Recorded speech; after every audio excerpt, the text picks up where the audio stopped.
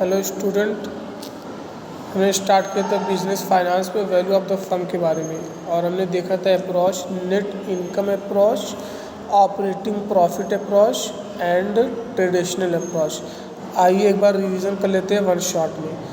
जब भी हम बात करेंगे नेट इनकम अप्रोच की तो कैसे इसको कैलकुलेट करेंगे, तो ध्यान दीजिए जब आप सेल्स में से माइनस करोगे वेरिएबल कॉस्ट आपको मिलेगा कंट्रीब्यूशन, और इसमें से जब हम फिक्स कॉस्ट को लेस कर देंगे तो आपको मिल जाता है EBIT यानी earning before interest and tax, और इसमें से भी जो हम इंटरेस्ट लेस करें तो मिलता है प्रॉफिट बिफोर टैक्स, यानी यही आपकी क्या कहलाती है नेट इनकम।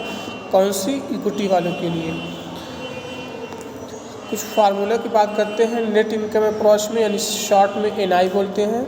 कि सबसे पहले हमको निकालना पड़ता है वैल्यू ऑफ डेट और इसको डिनोट करते हैं D से, वैल्यू ऑफ इक्विटी डिनोट करते हैं E से। अगर हम डेट का कैलकुलेशन की बात करें तो जो भी आपका इंटरेस्ट मान लो 10,000 15 जो भी है डिवाइड कर दोगे उसको रेट ऑफ इंटरेस्ट से, तो आपके पास निकल के आएगा डेट का अमाउंट निकल आ जाएगा। शॉर्ट में हम I डिवाइड बाई KD बोलते हैं। और अगर आपको वैल्यू ऑफ इक्विटी निकालना है तो वैल्यू ऑफ इक्विटी के लिए क्या हो जाता है formula? Net income divide by KE, and या कह सकते हैं शॉर्ट में NI डिवाइड बाई KE। और अगर टोटल वैल्यू की फर्म निकालनी है तो डेट प्लस इक्विटी, यानी आप डेट को और इक्विटी को दोनों को ऐड कर दोगे तो हमें फर्म की वैल्यू मिल जाएगी। शॉर्ट में को V = D + E बोलते हैं। अगर पूछ ले weighted average cost of capital यानी KO, तो आपका जो भी EBIT है डिवाइड कर देंगे वैल्यू ऑफ द फर्म से, आपको निकल के आएगा क्या? KO।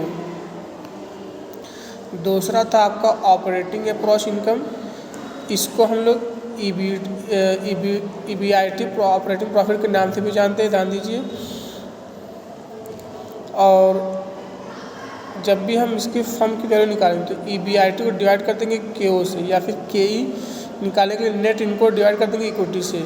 तो ये आपका था net income and net operating profit income.